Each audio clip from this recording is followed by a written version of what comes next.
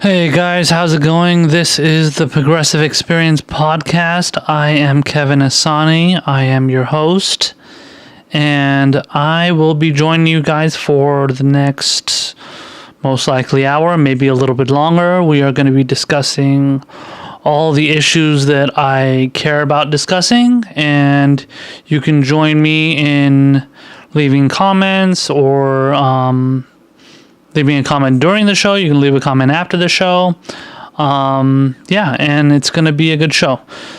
So just to give you a little bit of information about myself, like I said, my name is Kevin Ehsani. My page is called the Progressive Experience, the Progressive Blacksmith. My show is the Progressive Experience.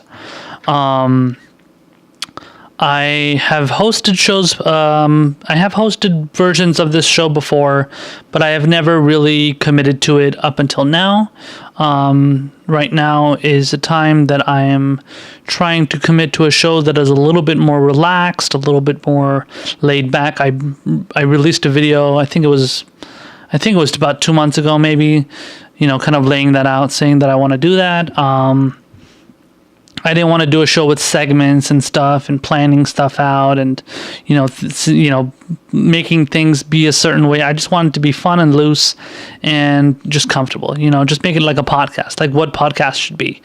And a lot of that, I think a lot of that inspiration I probably get from Joe Rogan's podcast. Joe Rogan's podcast is just, he goes on there, he brings on a guest or two, he talks to people for 3 hours. I doubt I'm going to be able to do 3 hours, but you know what? You never know. The duration of this show is probably going to be around an hour or so. The number of times I'm going to do it during the week, most likely right now, for the time being, it's once a week, depending on how it goes, depending on how much time I have. It could go up to maybe 3 times a week. You never know. So, yeah. So, and as far as all the people that already know who I am, I don't really have to explain who I am. I'm a progressive. I have certain views that some people like, certain views that some people do not like. I state a lot of those views on my page. I make that very well known, and it's definitely no secret. A lot of people hate me for it. A lot of people love me for it. So, yeah, that's basically what I'm all about. And I hope you guys enjoy watching my show. And even if you don't, I hope you watch anyway. So let's get to the stories that I wanted to discuss. I'm going to basically go probably as far back as about a week ago. And we're just going to talk about some random stories that have been going on in politics. So I posted something on my page about how it was an article from The Intercept talking about how there was a bunch of theories that had come out after the revelations from Donna Brazile regarding the DNC, regarding everything that occurred as far as what she knew, what was going on within the DNC, the fact that the DNC had essentially rigged the primary in favor of Hillary Clinton against Bernie Sanders. These are revelations she just came out with recently, and it created a huge tidal wave of news definitely through the progressive sphere. A lot of the neoliberals, a lot of the centrists, a lot of the Hillary supporters are kind of just like, well, whatever, it happens. What are you going to do? You just got to let it go, and that's it. Nobody really cares anymore. It's in the past. So that's what a lot of the people that don't want that information to be focused on to know, and whatever. I mean, I guess that's the way they're going to do it. And I personally, I'm not surprised. Again, honestly, I'm not really surprised by the revelations that came out, but I'm also not surprised by the reaction to the revelations, because we already were, the Bernie supporters like us, like myself, we were already saying that the primary was rigged, that the cards had been stacked against Bernie Sanders. So that's nobody's surprised by that. So but as far as what she revealed, it is definitely shocking. But I mean, the depths of what political parties, whether it's Republicans, whether it's Democrats, whatever party it is, whatever the establishment is, the depths that they can go to rig certain things to make it, to make it benefit, the way the candidates that they want, the way they want it, that can go to ridiculous lengths. So that shouldn't be very surprising. But anyway, so I've gone off on a little tangent. I just want to point all that stuff out, just for those of you that don't know. But there was a lot of theories that came out regarding Donna Brazile. Let's take a look at the article here. The title of the article from The Intercept, written by Glenn Greenwald, great journalist. 4 viral claims spread by journalists on Twitter in the last week alone that are false. And this article basically laid out the fact that there were multiple falsehoods that were, basically making things up about Donna Brazile after she came out with the DNC leaks or the DNC revelations. So here's the first viral falsehood. I'm just going to give you the title and then I'll break down exactly what, as best I can, exactly what it was. It says the Clinton/DNC agreement cited by Brazile only applied to the general election, not the primary. So I, did my research on this, and I found out that the claim that the Hillary Clinton or the Hillary campaign, the Hillary supporters, whatever, were putting out on, whether it was Twitter, whether it was just through, regular, statements that they made, they said that, you have to understand, Hillary Clinton and Bernie Sanders signed the same exact agreement during the primary. The agreement that Bernie Sanders and Hillary Clinton signed, the one that they signed was only to benefit Hillary Clinton. What the Hillary Clinton people are saying, that's the viral falsehood that they're saying, or whatever they're putting out, is that they're saying that no, the primary was not rigged, A, and B, the agreement that was signed was set for the general election. So all the funding, all the, different messaging that was put out, all the communications directors that were, put on, assignment for the campaign, that was mainly done for the general election, not the primary. The primary was completely unrigged. It was completely, fair to both sides, and, nobody has to worry about that. That's not true at all. The way Donna Brazile put it out, she said that it was rigged in favor of Hillary during the primary, and then the general election, of course, it was, it was put for the person that was whoever the Democratic candidate was. But that's irrelevant because in the primary was supposed to be completely unbiased and was supposed to be favoring all of the candidates, whoever was running. Because not only Hillary Clinton and Bernie Sanders were running, but Martin O'Malley was running, Lincoln Chafee was running, Jim Webb was running. So all these different people were running in that primary. And in reality, the Hillary Clinton campaign had signed an agreement in September of 2015 saying that they want and they signed it with the DNC, and the DNC made them the promise that everything would be controlled by them and them only, and not Bernie Sanders, not anybody else. Just Hillary Clinton and her campaign, specifically from their headquarters in Brooklyn, New York. And so that was one of the viral falsehoods that was put out there. Totally disputed by Donna Brazile. Donna Brazile said no, that's not the case. The Hillary Clinton campaign is wrong. It was biased in favor of her and her campaign. So a lot of people on Twitter, they put that stuff out there. They made it seem as if, oh no, you have to understand it was like that, and that's what we know. No, it's complete bullshit. That's not based on any factual information that anybody has. So as far as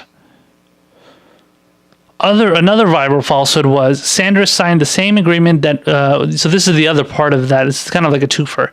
Sanders signed the same agreement with the DNC that Clinton did. So as far as what Clinton signed for the primary, giving funding and, all the different, control or certain level of control to the DNC, Sanders signed the same exact thing, and he had the same level of control that she had.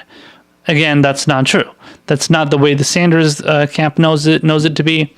That's not how Donna Brazile put it. None of that kind of stuff.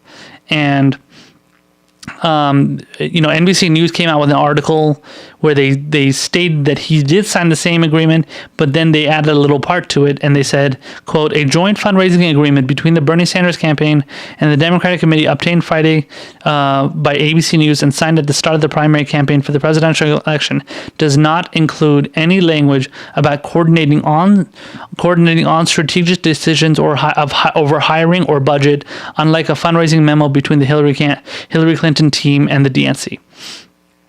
So, after the reports had come out, people, a lot of the reports had to kind of put like a little footnote and be like, listen, that's not what we found out when we looked through the actual, agreement that was signed. And it was actually just like I said before, it was just signed in favor of Hillary Clinton to favor her, not to favor Bernie Sanders. The next falsehood that was put out was Brazile stupidly thought she could unilaterally remove Hillary Clinton as the nominee. Now, the argument that I made when I heard this was, well, yeah, there is, aside from the fact that Brazile, whether or not she has the power to do that, which she does not, by the way, she is perfectly within her rights to go out there and say, hey, listen, this is not a very good candidate.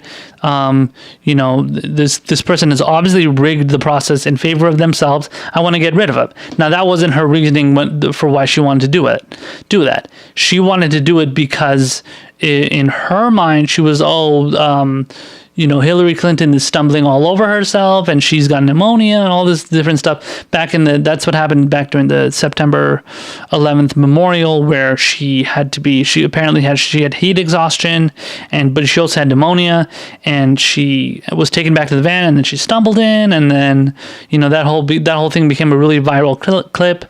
And, Brazile said, we should essentially replace her because of that reason, because of what happened at the memorial. Now, who did she want to replace that person with? Who did she want to replace Hillary Clinton with? Joe Biden. Of all the people that she could think about, she came out with Joe Biden. Now, Joe Biden was not running for president. Joe Biden was still serving as VP at the time. So I don't really know how that would have worked. That wouldn't have made any sense. So, why wouldn't you put the person that was running against Hillary Clinton and lost the primary to? Now, whether fairly or unfairly, why wouldn't you put essentially the second place, contestant, if you want to use that term. Bernie Sanders was the other person that was running in the primary. He lost to Hillary Clinton. Why wouldn't you put him instead? That would be the only fair thing to do. Unfortunately, that's not what you want to do, but, whatever ends up happening, it wasn't going to happen anyway. But, but as far as wanting to replace Hillary Clinton, the reasoning that Brazile wanted was, in my opinion, it kind of made sense, but it should also add on to the fact that she, and this is after Brazile found out that, Hillary Clinton and her campaign rigged the primary in favor of her. And that would be a reason, that including the reason that she had pneumonia and she was sick and this and that. Why wouldn't you want to replace that person after finding all that stuff out, on top of the fact that they don't even seem like they're able to handle the job based on their, poor health, essentially. Bernie Sanders doesn't have any health issues. He's never had issues like that. So, so the fourth falsehood that was put out was evidence has emerged proving that the content of WikiLeaks documents and emails was doctored. So this is a ridiculous smear that has been used against Julian Assange, against WikiLeaks, claiming really ridiculous accusations that never were backed up by anything. That was never backed up by any evidence. There was no evidence out there that was showing that WikiLeaks doctored anything. So that's something that, by the way, that's something that Donna Brazile put out there, and also a lot of Hillary supporters, a lot of different kinds of people put out there, just so they could, deflect from what was actually in the WikiLeaks documents, in the WikiLeaks emails, all the stuff that was put out. So, I think if I remember correctly, it was I don't know who it was, but somebody out there, doctored an email or whatever, some sort of document that WikiLeaks released, and then they put it out there, and then somebody found it, targeted it, and said, "Oh, look, this is an example of WikiLeaks doctoring something," when it was never really them who did it. That was in their original email, and they had receipts that confirmed that no, this is the actual email, not this one that was doctored. So that was never proven to be put out by them anyway. So it was just something that was made up. My guess is some right-winger out there, either some right-winger out there wanted to make whatever that document or whatever that email or whatever it was that was put out, they want to make it look worse than it was, or somebody that was a Hillary supporter ruined that whatever it was, and they made it look as if it was doctored, and they said, "Oh, look, this is evidence of somebody doctoring something." But it's essentially thrown into an echo chamber, and nobody can figure out where it came from. So nobody really figures out where did this claim come, where did it originate from. So this is the same thing that's been going on in mainstream media circles for years, and it's this, and obviously the Hillary campaign and the Hillary supporters decided to jump on that too, unfortunately, and I can't say I'm all that surprised. But that's the way, that's the way it happened. So it was all bullshit. That stuff, all these claims are ridiculous. None of them make any goddamn sense. None of them I ever believed. I know that for sure. A lot of times when I saw them, I had to do like a double take. I had to do like a double take and be like, wait, that's not right. That doesn't make any sense. And because, I follow a lot of progressives out there. I follow what WikiLeaks is doing. I know exactly what all that stuff is about. And, it was bullshit. I definitely didn't believe it. So there was another article that came out regarding Donna Brazile, regarding her time after, or during being in the, DNC. This is kind of a side issue from the actual DNC revelations. This is actually considering her time when she was in the DNC, and apparently she suffered through actual sexism. She was treated apparently in sexist ways by some of Hillary Clinton's associates and different people that were working for it and stuff. Let me pull up the article here. The title of the article is from Huffington. It's from Huffington Post, and it says Donna Brazile says she faced sexism from Hillary Clinton aides.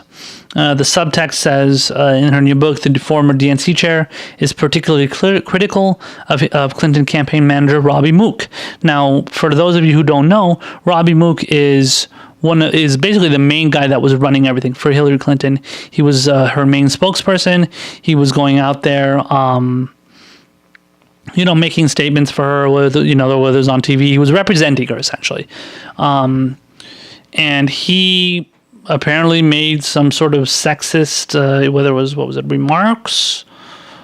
It says top male aides engaged in sexist behavior towards Brazile. It says it prompted her to tell the group during a contentious conference call, quote, "Gentlemen, let's just put our dicks out on the table and see who's got the bigger one, because I know mine is bigger than all of yours." That's a pretty good line. Okay.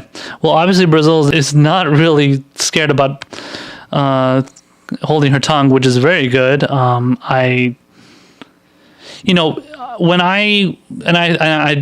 I'm not alone in this. When a lot of progressives out there were dealing with, all the allegations that, all this bullshit about it, Bernie Sanders cost Hillary the, campaign and stuff, and people were going out there and they were saying like, Donna Brazile is the, the head of the DNC, she's the, making sure everything is going good and all that stuff. That was during the actual campaigns because she was the interim chair, and a lot of us complained that she wasn't running things as fairly as Debbie Wasserman Schultz was, and we put it out there that we didn't trust her, we didn't like her, and they actually accused us, Bernie supporters, of being sexist and racist towards her because she's a black woman and she's a woman. So they said, "Oh, you're a sexist and you're a racist because how dare you attack this black woman?" Now look how the tables have turned. Now the tables have turned, and all of a sudden, the same people who are going out there whining with sexism, racism, sexism, Bernie bros, those are the people that ended up actually being the actual sexists, the actual racists. And this is not the only case of this kind of stuff. I've caught, obviously it doesn't, this is the only evidence that's coming from the campaign. But myself, I've seen a lot of evidence of racism and sexism towards black women that are Bernie supporters, i.e. Nina Turner, and that's an example of a black woman. Nomiki Konst, she's a big Bernie supporter. Winnie Wong, that's also a big supporter. These are all people that suffered through really what's her name? Katie Halper. She also dealt with a lot of sexism. I actually documented this on Twitter. I can post the link for you guys right now on for you guys to check it out. It's actually really helpful because it'll expose a lot of these people that were doing what they were doing, as far as doing exactly what they were accusing Bernie supporters of doing. They were doing the same exact thing. So it's actually quite revealing, and if anything, it's actually very shocking, I thought. And a lot of times when you bring it up with the Hillary supporters, they brush it off as like, oh, what are you going to do? Those are just, a couple of examples that, oh, who cares? Let's not even focus on it because that doesn't mean anything. And obviously it makes them look bad. So they want to act like it never even happened. And this, I actually made it I set it up as a moment. It's this setting on Twitter where you can document things all in, one shot so everybody can see it line by line. And here's the link. And this actually got shadow banned on Twitter, and people weren't able to view it, which was ridiculous. And I don't know, these days Twitter is getting really, really weird with their censorship, the lack of real free speech on Twitter. I know it's a private company. It's not the fucking government. I get it. But as far as when it comes to free speech, that kind of stuff is not something these organizations, these social media, companies care about as much as they claim to do. And the government is trying to make them censor their platforms much more than they do. And that's definitely something that I have an issue with, being a progressive, being somebody that believes in the Constitution. I believe in freedom of speech. I believe in, every amendment on there. Is the entire Constitution perfect? No, of course it's not. But there is a declaration of war that has to go through Congress. There's free speech. There's, gun rights to a limit. Of course, I believe in gun reform. I believe in gun control. But there needs to be an understanding that people do deserve to have, or should be allowed to have guns, as long as they're, not criminals and not going out killing everybody, which is, in my opinion, which a lot of crazy people do that. That's not just any person with a gun. But that's a side point. But my point is that when it comes to free speech, when it comes to that kind of stuff, a lot of that stuff gets blocked on Twitter. Again, that happened to me regarding this moment that I posted for you guys to check out. I had to repost it in separate tweets so that people could see each tweet, and even that one got shadow banned too. Shadow banned is when it basically gets it gets blocked from being viewed by anybody else on Twitter except yourself. So unless you want to, or if you want to show it to somebody, so you can show it to people in separate ways, but the people can't see certain amounts. And so that happened to me on Twitter. Initially, the moment got banned, got shadow banned, and then that got reposted again. So they posted back up, but then they shadow banned all the separate tweets that I had to that I reposted so that people could see it. So my guess is some people on Twitter, they blocked it, and they, a lot of the Hillary supporters, I think they blocked it and they kept it from being viewed. So I had to screenshot every tweet just to make sure that it was all documented. But anyway, so yeah, a lot of the sexism that these people accuse Bernie supporters of being involved in, which they never were involved in. I never was involved in. I never took part in any kind of sexism against anybody that was a Hillary supporter. I never did that. That was never, I never wanted to get involved in, that kind of stuff. I never, as far as expletives go, yeah, I'm using expletives. I curse all the time, when I'm debating people on Twitter, whether I'm debating on people on Facebook. I'm going to cuss on this show. That kind of shit happens all the time. But as far as going around and using sexist language against women, that's not something I ever got involved in. I never said that a woman doesn't deserve to be in office. I voted for Jill Stein. So how the fuck am I going to be a sexist if I voted for a woman? That's the one thing that these people don't explain. I support Elizabeth Warren. I support Nina Turner. I support Nomiki Konst, like I said before, Katie Halper, all these Bernie supporters, but they call people like me Bernie bro, because I just happen to support Bernie Sanders, who's a white man. But then Bill Clinton is a white man too. Hillary Clinton is a white woman, but just because she's a woman, she gets to use that card. So Bernie Sanders is also a Jew. Should he be able to use the Jewish card? Can he go out there and say, because my family was killed in the Holocaust, that means you should not be able to attack me? So is that the logic we're going to use now? Or how about we just debate things based on policy, and we don't get involved in this ridiculous mudslinging based on trivial matters pertaining to identity politics, essentially. So, I mean, I don't like to delve into this kind of stuff. I'm not going to bring up the fact that Bernie Sanders is Jewish. I don't give a shit what he is. I care about his policies. I do not agree with all of his policies, but the reason I support him is because of his policies. So I don't care what religion he is. I don't care what skin color he is. I don't care if he's bald. I don't care if he's balding. I don't care if he has a ton of hair. That doesn't mean anything to me. I don't care if you have a vagina. I don't care if you have a dick. I'm voting for you if I support your policies and if you're a good candidate, in my opinion. And that's all it comes down to. So another article I posted on my page is a very interesting piece coming from Zero Hedge.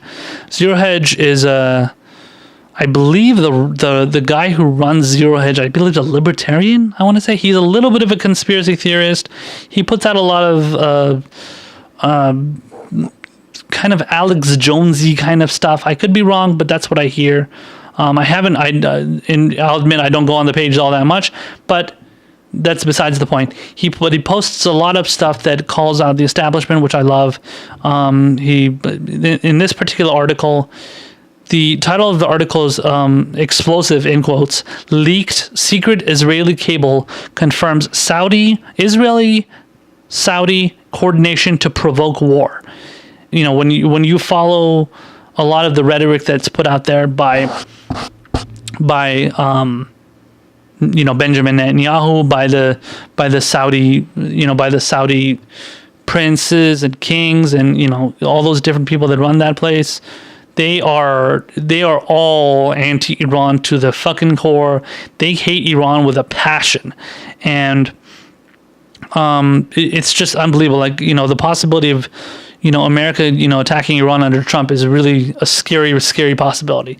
Now, to be fair, Hillary Clinton put out statements back in 2008 when she was running against Barack Obama in the Democratic primary, where she was saying that we should obliterate Iran because because she thought they were really dangerous, and she was afraid about how they have nukes and all this other stuff, and we should be really, really scared of them and all that, the usual stuff that's put out by neocons, essentially, I guess you could say. And Hillary Clinton, in my opinion, is just as much of a neocon as any other neocon out there, and she just happens to have a D in front of her name, so that's the only difference. But as far as this article goes, let me just read a little bit of an excerpt here. It says, earlier this morning, Israeli Channel 10 News published a leaked diplomatic cable which had been sent to all Israeli ambassadors throughout the world concerning the chaotic events that unfolded over the weekend in Lebanon and Saudi Arabia, which began with Lebanese Prime Minister Saad Hariri's unexpected resignation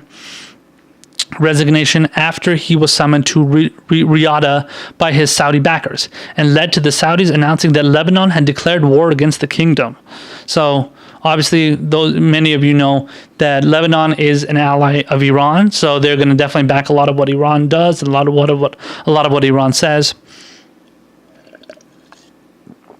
And the rest of the piece here says, the explosive classified Israeli cable reveals the following. On Sunday, just after Lebanese Prime Minister Hariri's shocking resignation, Israel sent a cable to all of its embassies with the request that its diplomats do everything possible to ramp up diplomatic pressure against Hezbollah and Iran. The cable urged support for Saudi Arabia's war against Iran-backed Houthis in Yemen. The cable stressed that Iran was engaged in regional subversion. Israeli diplomats were urged to appeal to the highest officials within their host countries to attempt to expel Hezbollah from the Lebanese government and politics. That is ridiculously scary. If you're going in there and you're going there and trying to create a situation where certain members of a government, of a parliament, are getting kicked out, you're going to piss off a lot of people. So Hezbollah is going to be really pissed off that you're trying to get them out of government. So they're not even going to have a representative form of government when, and then that only creates an easier scenario for Lebanon or any country really to, in that, at least any countries similar to Lebanon and Iran, and countries like that, to be attacked, to be invaded, to be infiltrated by some sort of fighters, whether it's ISIS, whether it's whoever, whatever Saudi, so whatever kind of terrorist Saudi wants to put out there. Saudi claims they're not the terrorists. America says Saudi is on our side, but they're the actual terrorists. America is the actual terrorists. They're the ones that are committing all these. They're the ones who are committing all these problems. And there was another part here. There's another couple of interesting lines here.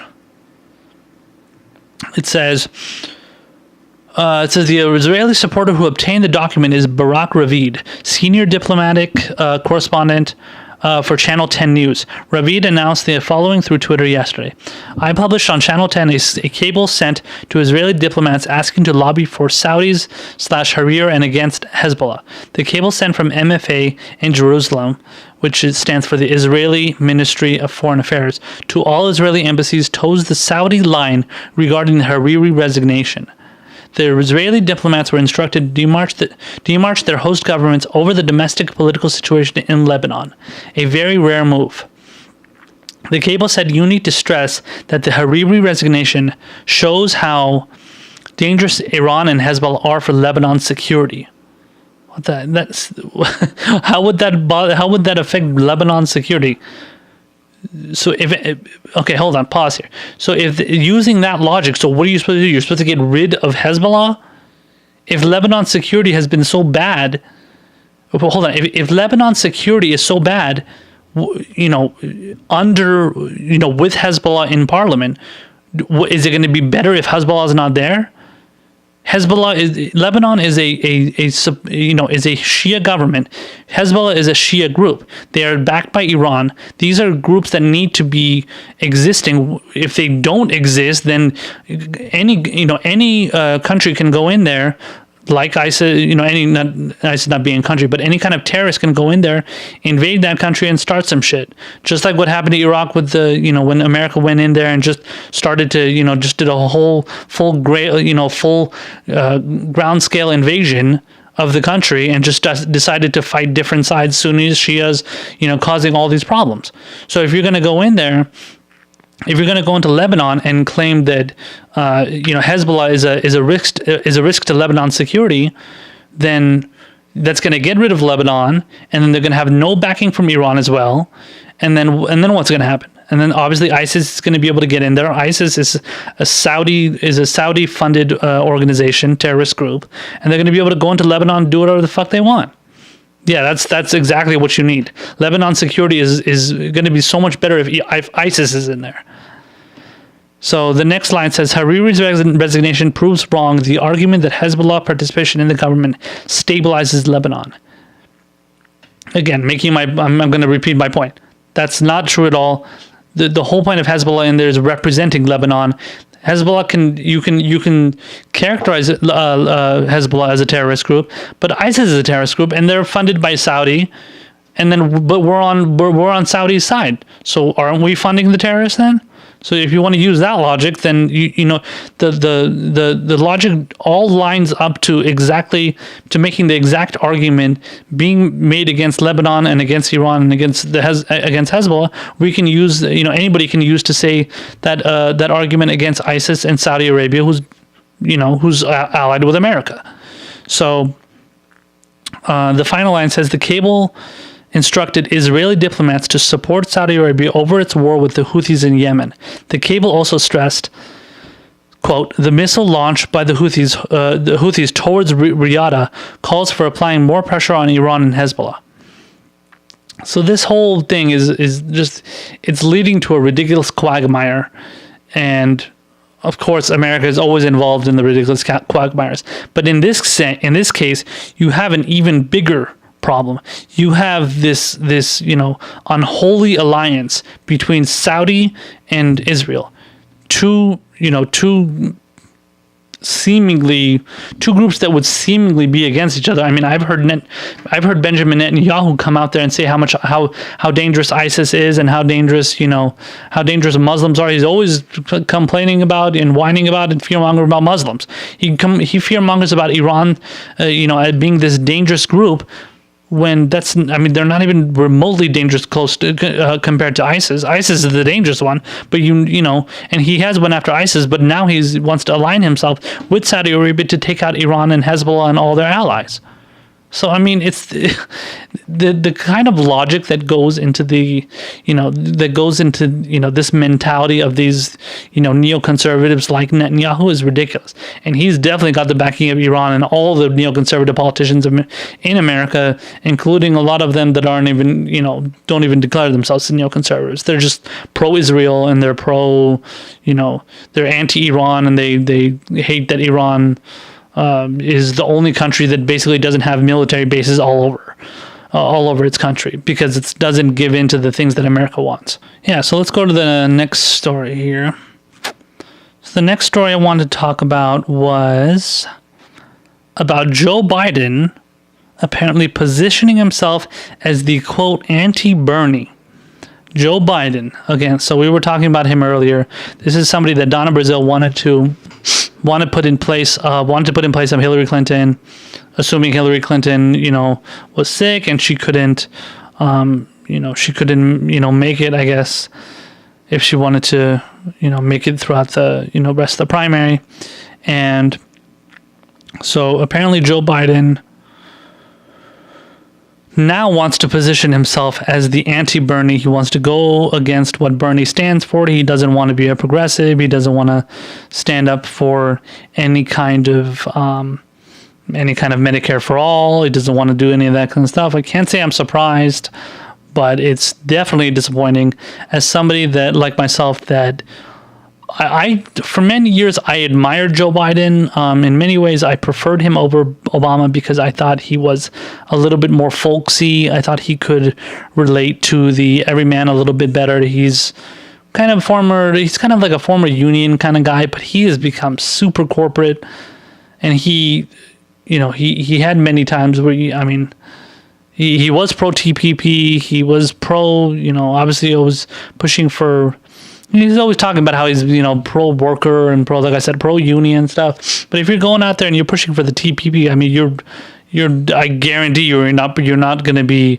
How are you going to be able to go out there and say you're pro TPP if you're talking about being in favor of unions and being in favor of collective bargaining and stuff? So he is definitely not pro union. I think that's just one of those opportunistic positions that he takes. Just like any other politician would take. So the article here, it was written by James Carden. And the byline says, Biden, like many mainstream liberal Democrats, seems intent upon not understanding the real lessons of 2016. Now, this is something I, along with many of my progressive friends, have been harping the fuck away on. Democrats do not know what the hell the antidote is to fixing what happened in 2016. They are still stuck on, first of all, they're still stuck on the fact that Hillary Clinton lost. They can't get over it. They claim they're over it. I don't believe them for a goddamn second. They are not over that. They're never going to be able to get over it, based on the fact that they're always talking about how Trump won, or he's not the real president, and the Russians stole the election for him, blah blah blah blah blah, and Hillary should be the real winner. She won by 3 million votes. Yeah, that's all great. That's all good, and that's all nice and good, but if you don't win the Electoral College, you're not going to become president. You knew that coming in. So you can't be whining about how you won the popular vote. Al Gore won the popular vote too, and he wasn't president. So did you miss that election? That's what happened then. It's not like anything different was going to happen in the next election. Furthermore, Hillary Clinton didn't campaign in states like Wisconsin, Michigan, and Pennsylvania. Pennsylvania is the home state of I think Pennsylvania is the home state of Joe Biden. It is. He's from Scranton, Pennsylvania. So Biden he's from Scranton, Pennsylvania. Hillary Clinton did not campaign in Pennsylvania during the general election. She did not campaign in Michigan and Wisconsin. And these were all the, what did they call it during the election? The blue firewall or whatever it is, the Democratic wall. Basically the three, which basically stands for or refers to the three main states that the Republicans had to win. Trump had to win to make sure to win win the presidency, or at least have a good chance at winning it. Obviously, he had to win a lot of other states too, but those are definitely three big states that he definitely had to win. And I'm sorry, it was called the Democratic Firewall. Yeah, that's what it was called. So the article explains how last Wednesday, after a relatively quiescent 2017 spent mainly out of spotlight, former Vice President Joseph R. Biden Jr. gave what was billed as a major address in Chicago. Speculation that Biden is assumed to be considering a third run for the presidency brought a level of interest where, in a world in which Hillary Clinton was president, there probably wouldn't be all that much. Subsequent revelations by former DNC Chair Donna Brazile that she considered initiating a process to replace Hillary Clinton. Yeah, it was blah, blah, blah, blah, blah. But does Joe Biden offer anything Clinton did not? And the rest of the article just goes on to point out how Joe Biden is not the person he claims to be. Puts out a lot of folksy mumbo jumbo, rhetoric, makes everybody feel good about him. And then at the end of the day, he's basically going to say, fuck you. And I don't want to do any of the kind of progressive stuff that you want to do. When you're going out there and you're, and you want to be the anti-Bernie, now that could be the characterization that's put forth by the article. And maybe that's not exactly what he would be saying, but there's no reason to believe that that wouldn't be the case. I totally believe that Joe Biden would be the anti-Bernie. He is not the kind of politician who is going to legitimately and earnestly and genuinely put out a progressive message. He's going to go out there and he's going to say what's going to get the people, specific people on his side, and then he's going to turn his back on those people that he promised what he was going to do for them. So there's no reason to believe anything that he's going to say. I definitely wouldn't fall for it. There's no reason for me to believe anything that anything that he has to say. Again, Biden is somebody I used to like, but these days it's hard to really respect anybody like that anymore, especially when they have a record of screwing people over, of doing things that that you definitely forces you to not want to trust them. And that's how it is with Hillary Clinton for sure, and it's definitely the case with Hillary Clinton's the case with Biden. Many cases it's the case with Elizabeth Warren. I'm going to get to her in a second. And a lot of these people are in the same boat, essentially, for me at least. I put them in. I consider them to be in the same same thing, the same kind of person, and yeah, it's hard to want to trust those people. But I mean, what are you going to do? Sometimes you have to, sometimes like it's almost like three strikes you're out kind of thing. Like Elizabeth Warren to me hasn't really gotten those three strikes yet, but I am pretty much done with believing her. But that once I get that third strike, like that's when I don't even want to have anything to do with you. I don't even want to consider you for any kind of position, let alone president. That's how I feel with people like Biden, people like Hillary. So that's definitely the case there. Here's an article about how Bernie Sanders has not ruled out that he wants to run for president. According to this article from the AP, he's leaving open the possibility, which is good. That's definitely good to hear. I never thought Bernie wasn't going to run. I always had a feeling that he was going to, keep his name in the, keep his name in the ring. I definitely feel like Elizabeth Warren will too. Him and her are really the only best hope. They are very similar in very many cases, but I don't think that Bernie is going to run if Elizabeth Warren does too. I don't think they're going to run together because I don't think they want to oppose each other, even though they do have their differences in some ways. I think Bernie is a lot more authentic and he's a lot more somebody that you can definitely rely on a lot more. Although he has his issues here and there, but Elizabeth Warren is a hell of a lot worse, and she's a lot more opportunistic.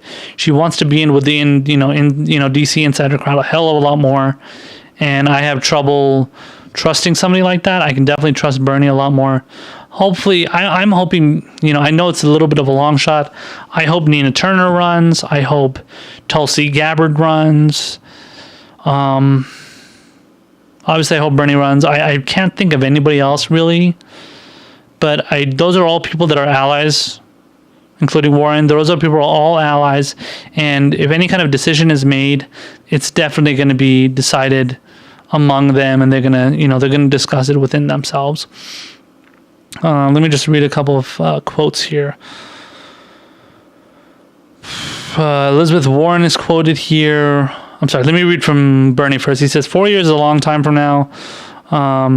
We'll take one thing at a time, but I'm not ruling out anything. And that's really typical of Bernie. He doesn't like to go out there and talk about things that are going to happen, not 4 years from now. It's like more 3 years from now, but almost 3 years from now. But he's not the kind of person that wants to talk about something that's going to happen in 2020. He's absolutely right. 2020 is a long, long time from now. Nobody should be worrying about that kind of shit right now. You should be worrying about Donald Trump, at least winning races in 2018. Bernie, I know, is up for re-election in 2018 for his Senate seat, so he's definitely going to focus on that. Here's a quote from Warren. It says, "The final results may have divided us, but the entire electorate embraced deep, fundamental reform of our economic system and our political system." Warren told the AFL-CIO, "Working families across this country, are deeply frustrated about an economy and a government that doesn't work for them." She also says we will fight back against attacks on Latinos, African Americans, women, Muslims, immigrants, disabled Americans, on anyone. Whether Donald Trump sits in a glass tower or sits in the White House, we will not give an inch on this, not now, not ever. Here's another Sanders quote. He says, "You cannot be a party which on one hand says we're in favor of working people, we're in favor of the needs of young people, but we don't quite have the courage to take on Wall Street and the billionaire class. People do not believe that. You've got to decide which side you are on," and I definitely agree with that one. That is a quote I want to repeat and reiterate. That is an argument that needs to be made more by Democrats, and it's definitely not made enough.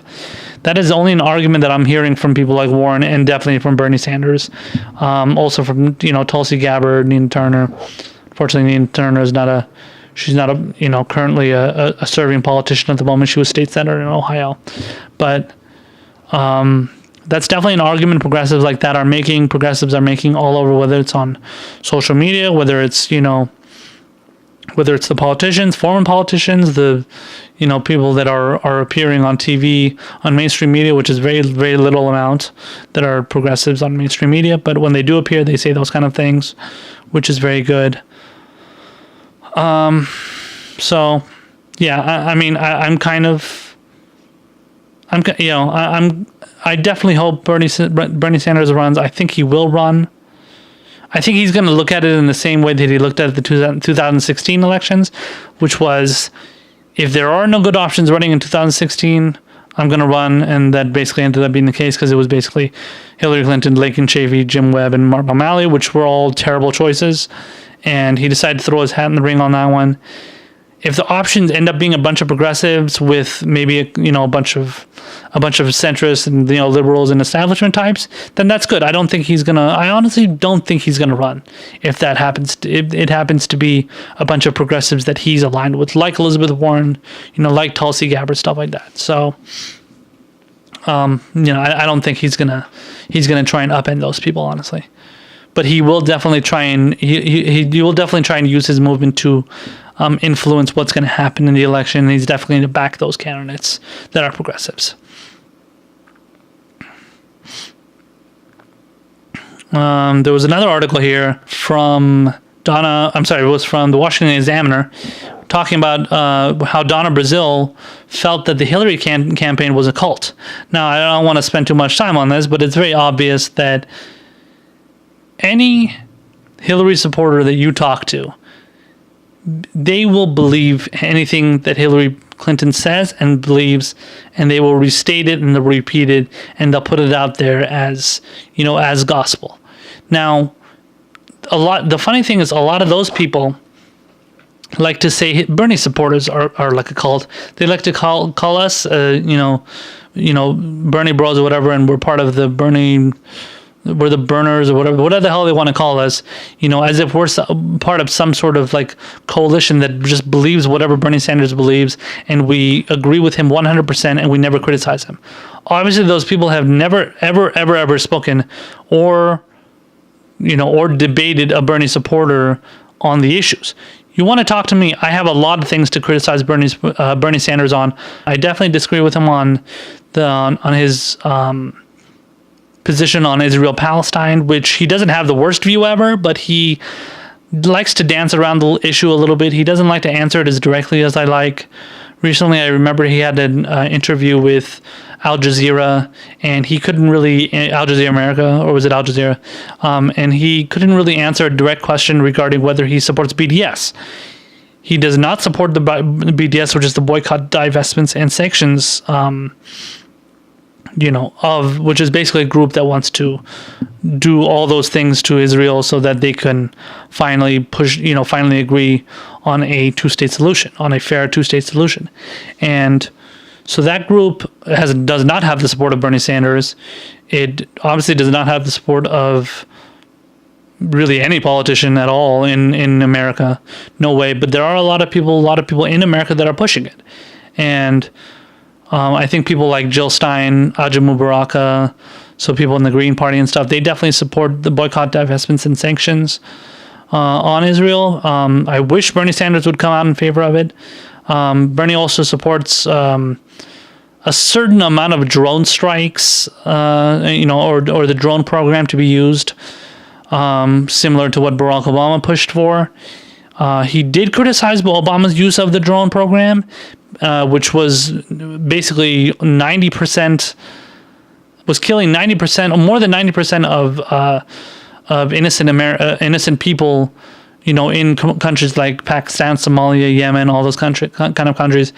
The drone program is terribly inaccurate, and it's not a good program at all for when you're fighting a war against certain insurgencies and terrorists and stuff, because you're killing a lot of innocent people.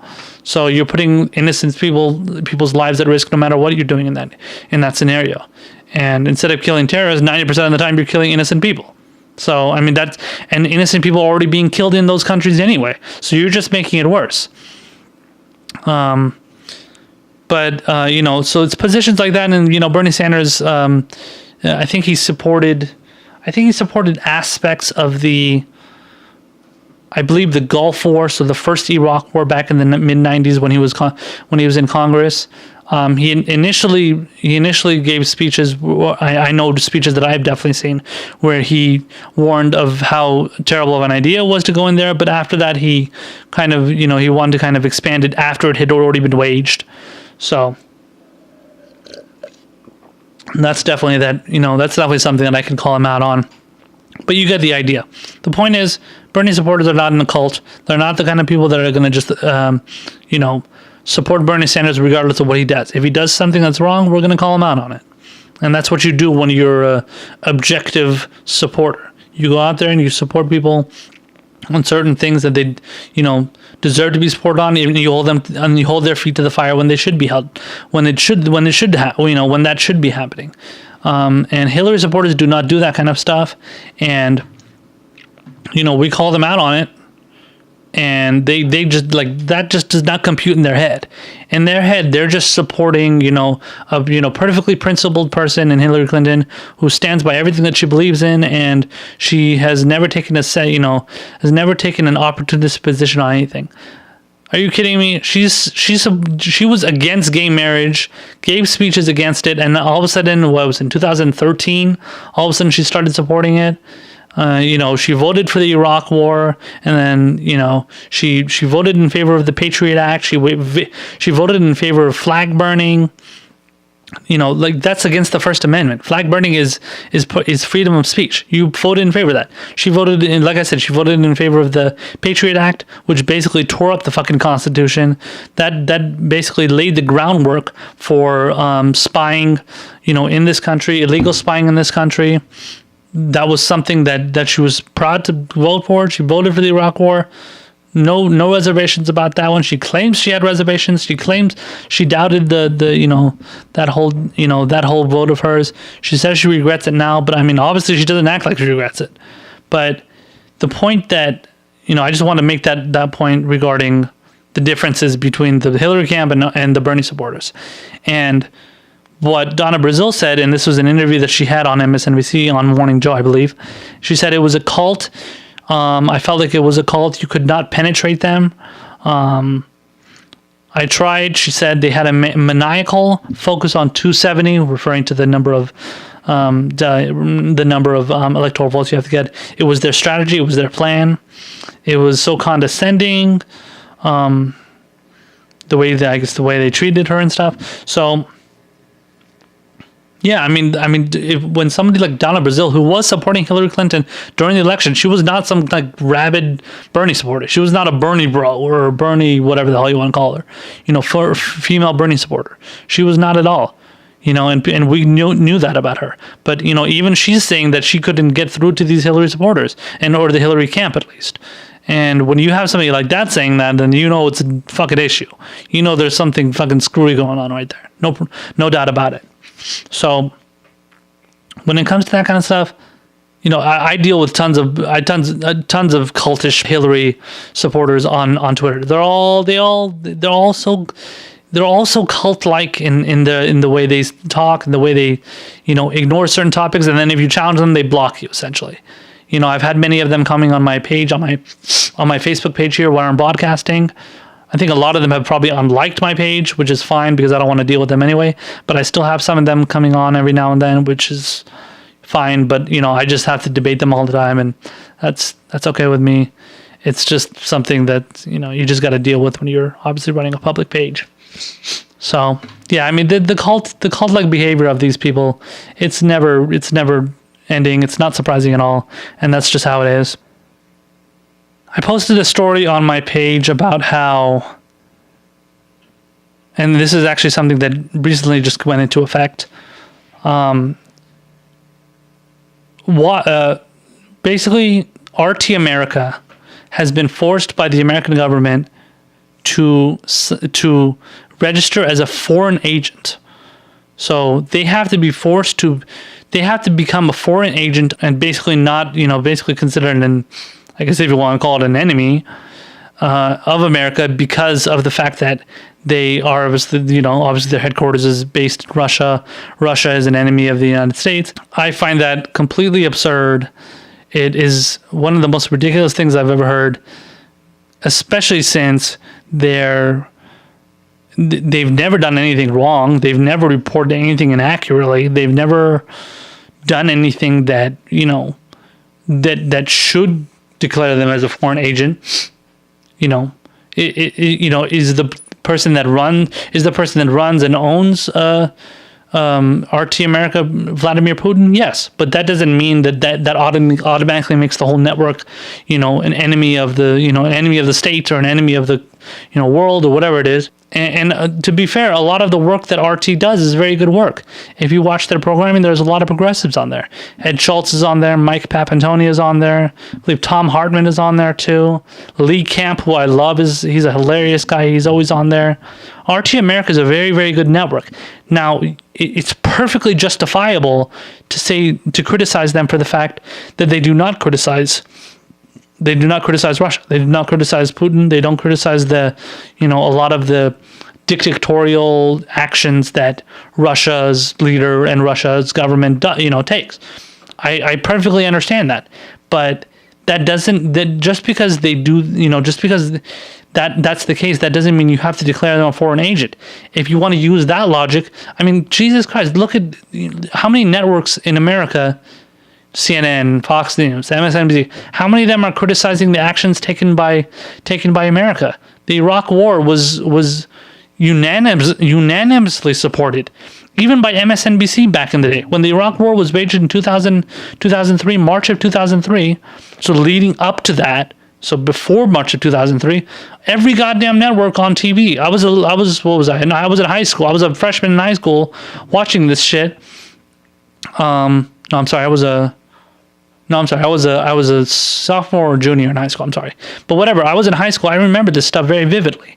And I remember when, every network, MSNBC, Fox News, CNN, all these channels, if you want to go to the national network, CBS, ABC, all that stuff, they were all covering the lead up to the Iraq War in favor of the talking points pushing for war. There was no questioning of whether, is there really WMDs like the Bush administration is claiming? Nobody was questioning that. Now all of a sudden, because we have a network, that's RT America. So there are headquarters for RT based in America, and I think they're based in London and a couple of other countries too. And just because they're part, owned by Vladimir Putin, we shouldn't be trusting them. So all of a sudden, Vladimir Putin, because he's Russian or because Russia is Russia, and because they supposedly hacked our elections, we shouldn't trust anything they're saying. So it's fucking ridiculous, man. You want to use that logic, then you have to declare all these other networks that I mentioned in America. You have to consider them, incompetent networks that aren't reporting their facts, because a lot of times they want to either avoid the facts or they want to push certain facts or propaganda that benefits America. So they're going out there and being pro-America all the time. Are they criticizing America for anything? I don't see very much criticism of America on those networks. They always want to be pro-America. So it's fucking stupid, man. And I'm not somebody that watches RT all the time. I'm more of an online media kind of person. I watch TYT and Kyle Kalinske and my friend Mike from the Humanist Report and the Rational National and all these different people that are on online, Jimmy Dore. So these are the kind of people that I watch more. But RT America is doing perfectly fine work. I used to watch Ed Schultz all the time on MSNBC. He was a little bit of a cheerleader for the Democrats, but as soon as he started criticizing Democrats and the Trans-Pacific Partnership, the TPP, then they got rid of him because they found out that he wasn't Team Democrat as much as they wanted him to be. So they got rid of him. They fired him, or they didn't renew his contract or whatever. So that's what happens when you do that kind of shit. So there was recently some elections that took place over, what was it? It was last Monday, I believe it was. Yeah, last Tuesday, and a lot of big time progressives won. Now there was two races that were won by Democrats. There was Ralph Northam, however you pronounce it, and there was also, what was his name, from New Jersey? Phil Murphy. So two Democrats won gubernatorial races in New Jersey and Virginia. Virginia, again, was Ralph Northam. He defeated a right-winger named Ed Gillespie. He was a former Bush flunky back in the day, I think, and he decided to run for governor. And then Phil Murphy defeated, I don't know who the fuck he defeated. It doesn't matter. But anyway, so he beat that guy. So he beat his opponent. and he apparently is pro, legalizing marijuana and a couple other things. But both of those guys are basically establishment types. Ralph Northam is a former Bush. Ironically, he's a former Bush voter. He voted for George Bush twice, and he doesn't believe in sanctuary cities. Now, the argument being used against that is, well, there is no sanctuary cities in Virginia, so who cares? But his positions are not liberal, so it doesn't matter whether he believes in something that's happening in his state or not. If he's against that, then what if this guy runs for president? What if he runs for What if he runs for like Senate or Congress, and then there's going to be times when you're going to be voting on positions. Voting on legislation that's going to be anti-sanctuary city, anti-immigrant, because a lot of sanctuary city issues deal with immigrants that come into certain cities, and they basically find sanctuary there, so they don't get deported back to Mexico or wherever country they're from. Most of the time it's Mexico. And so obviously right wingers, as usual, have issues with sanctuary cities, and they attack sanctuary cities as being terrible. Trump is always going after sanctuary cities. San Francisco, he definitely went after that when a young girl who was actually from my home city of Pleasanton in the Bay Area, she was in San Francisco, and then she was shot and killed by a stray bullet from, they found a man that was a Mexican immigrant, and this was in San Francisco, and he apparently shot her. They arrested him and they charged him and everything, and Trump used that as to make, to make the point of like, oh yeah, look how bad sanctuary cities are, like San Francisco are, because they house these immigrants that obviously him and his supporters do not like. So anyway, a couple of the highlights of who won races here. This is an article from Common Dreams. I will post this article for you guys so you can get a better idea of who won these races last week. But Justin Fairfax, a 38-year-old former federal prosecutor, becoming the second ever African-American to be elected lieutenant governor in Virginia, defeating a Republican opponent who openly embraced President Donald Trump.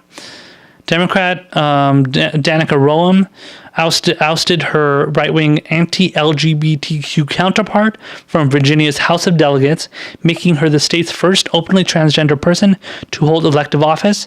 And this guy apparently was super anti-LGBT. He was super anti-gay. He was pushing for all the fucking anti-transgender bathroom stuff, and like he was just obsessed with this anti-trans stuff, trans rhetoric, and anti-gay rhetoric, anti-trans rhetoric, anti-LGBTQ rhetoric. So he was obviously obsessed with identity politics, which ironically a lot of people on the left are obsessed with, but not like right wingers don't obsess over that shit too. And this guy was definitely doing that. Another important one was Lee Carter, a member of the Democratic Socialists of America, which is a wonderful party.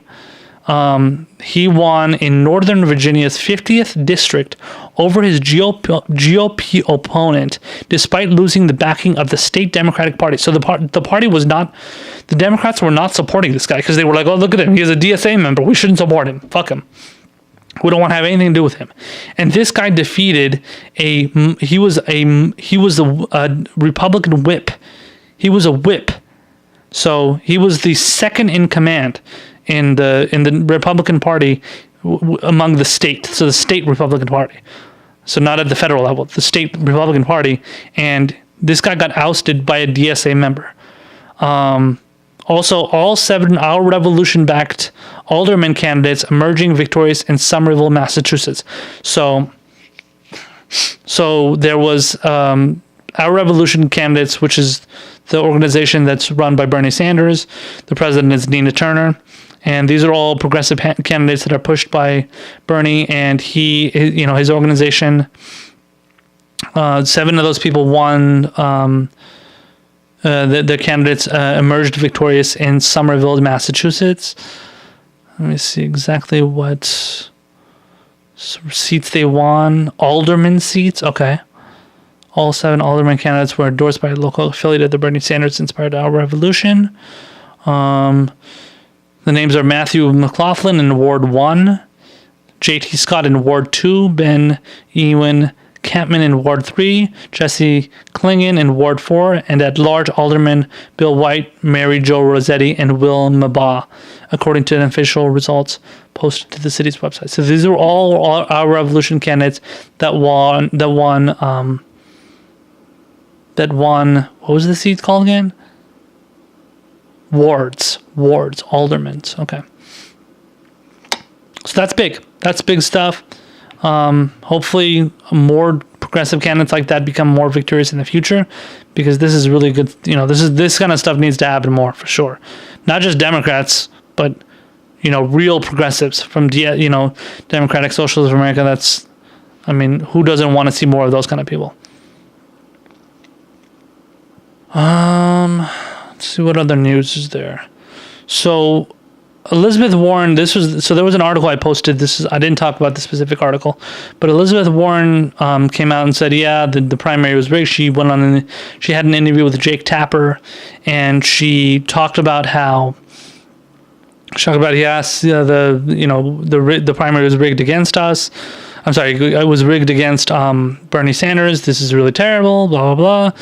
And she said this, and she was asked the question outright, so there was no dancing around. She just said yes, and she agreed. And she said that happened, and that's it. So there was no secret about what she was saying at the time.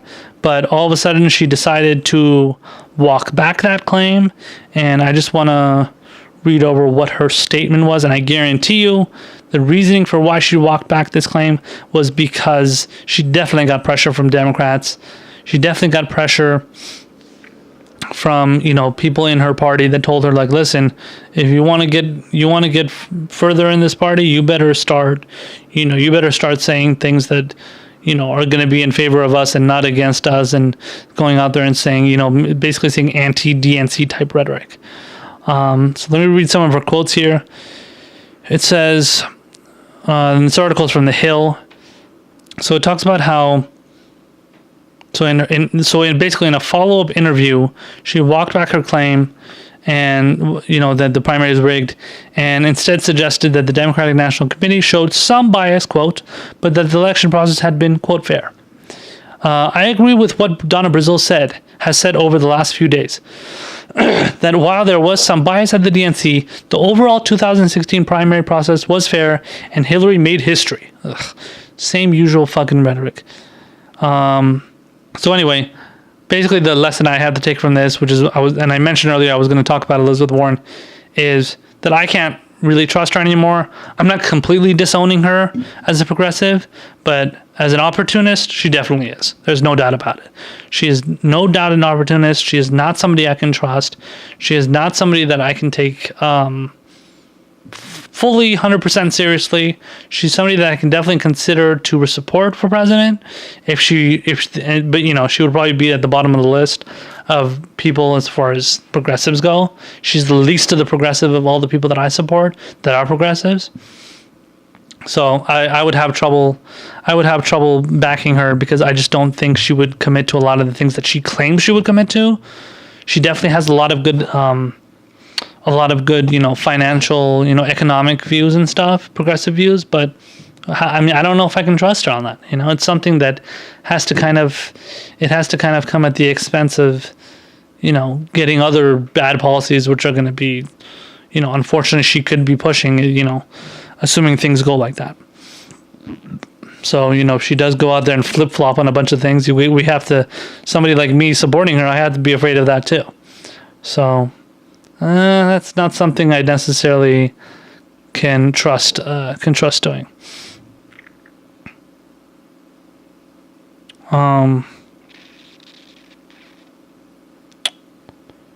We're nearing the end of the show here. I wanted to cover one more thing here. So there's an election happening between in what state is it? Alabama. Between Roy Moore and Doug Jones. And Doug Jones he's another Democrat, establishment, moderate, whatever the hell you want to call him, but he's not a progressive at all. He's just a guy that's running in a really right wing state, and he's running as a basically regular Democrat type guy. And this is replacing Jeff Sessions, who's currently the Attorney General for Donald Trump in the Trump administration. So his seat has to be replaced now. And if Doug Jones gets it, that's basically going to be a plus. That's going to be an addition for the Democrats. And in this case, he is so Doug Jones is going up against Roy Moore, and Roy Moore recently there was a lot of allegations that have been lobbed against him of raping a young girl. I believe he was 32, it says here.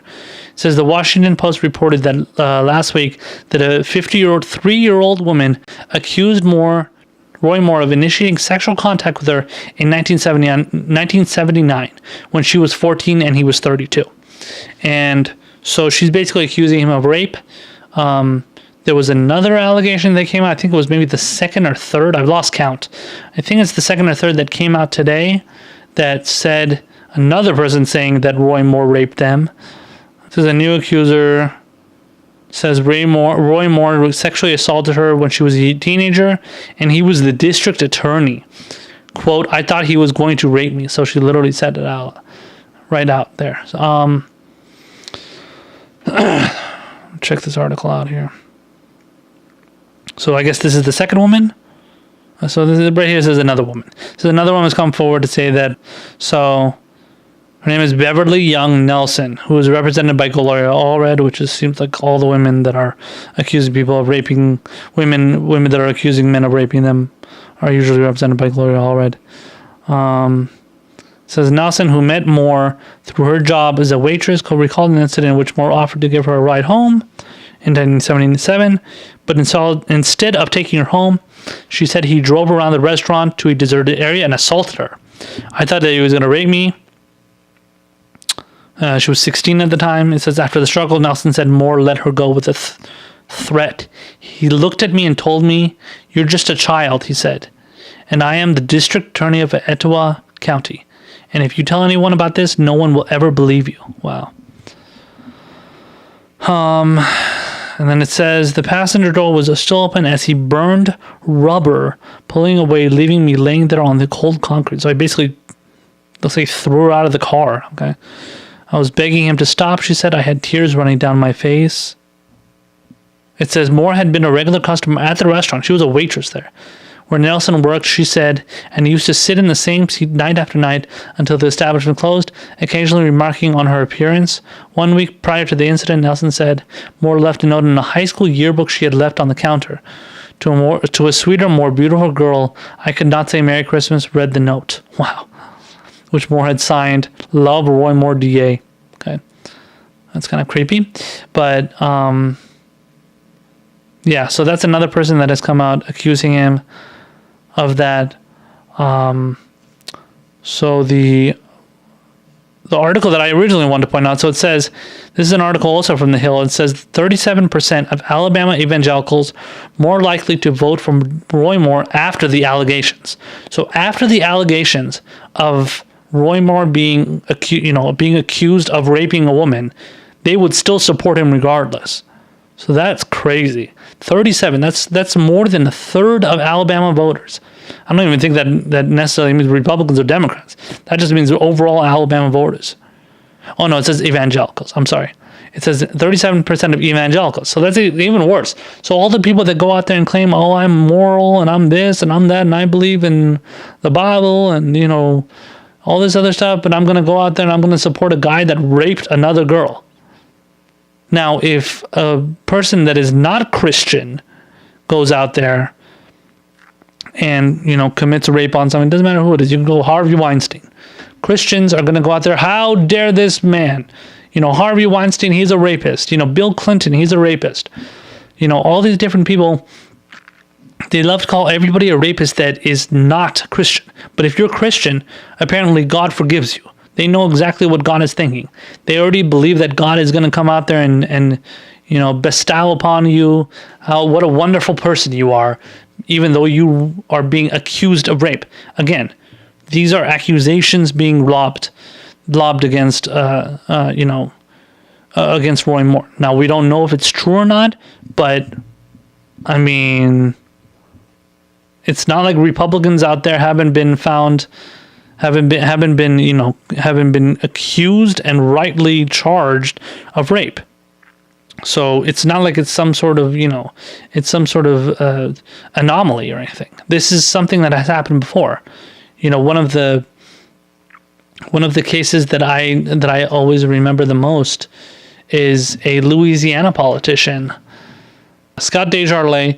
He actually, what was it, 2012 scandals. I just want to read this here very quickly. Late in the 2012 election campaign, more events from Desjardins' personal life became public.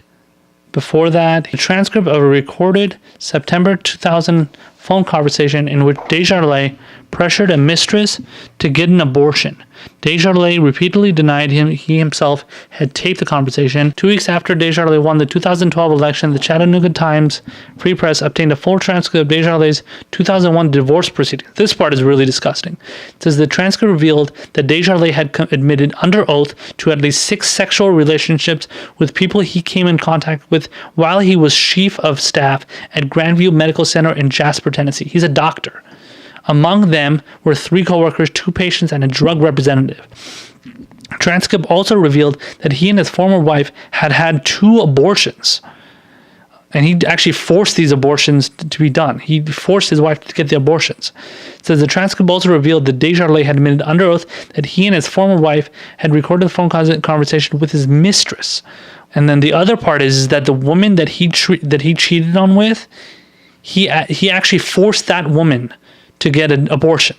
So he forced a woman who he impregnated and who was pregnant, he forced her to get an abortion. This is a guy that voted multiple times. Every single time he's voted against allowing abortion to be illegal.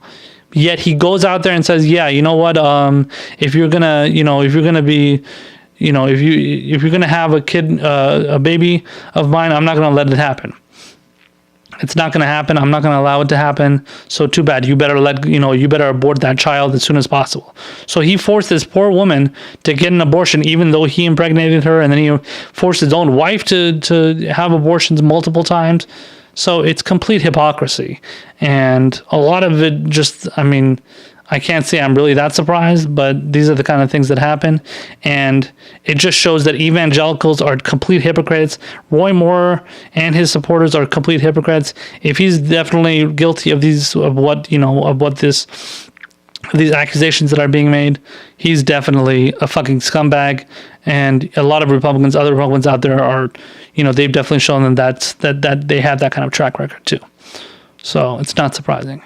Anyway, so that's going to be the end of our show today. It was really good having everybody watch. Hopefully you guys enjoyed it. I'm going to be letting everybody know when the next show is. We'll see. Maybe it'll be next week. Maybe it'll be again this week. I will definitely keep everybody posted. But thank you for joining me. I will post some more links for people here to my page and stuff. But if you want to check me out on Twitter, go to twitter.com/ProgBlacksmith. And clips of this show will also be going on my YouTube page, youtube.com/ProgBlacksmith. So check it out there. I'll make sure to post it on here or let you guys know as quick as possible. So thank you again, and I will see you next time. See you later.